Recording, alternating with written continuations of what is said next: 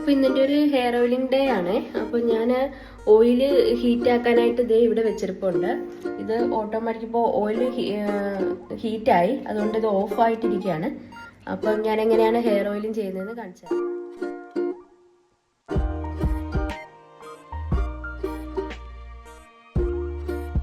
ശേഷം ഒരു കോമ്പ് വെച്ചിട്ട് ഞാൻ മുടി ഇങ്ങനെ നന്നായിട്ട് ഇങ്ങനെ ചീവി കൊടുക്കും. എല്ലായിടത്തും നമ്മുടെ എണ്ണ നന്നായിട്ട് ഒന്ന് പെൻട്രേറ്റ് ചെയ്യാനായിട്ട് ഇങ്ങനെ കോമ്പ് വെച്ച് ഇങ്ങനെ ചെയ്യുന്നത് നന്നായി.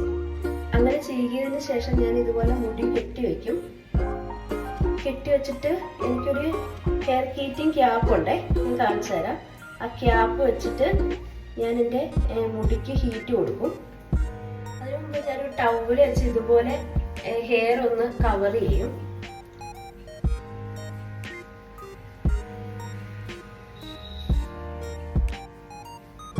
ഇങ്ങനെ കവർ ചെയ്തതിന് ശേഷം നമുക്കൊരു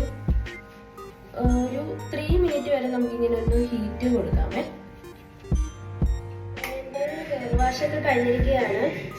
നിങ്ങളെങ്ങനെയാണോ ഹെയറിന് ഫോട്ടോയിൽ ചെയ്തതെന്ന് കമൻറ്റ് ചെയ്യണേ.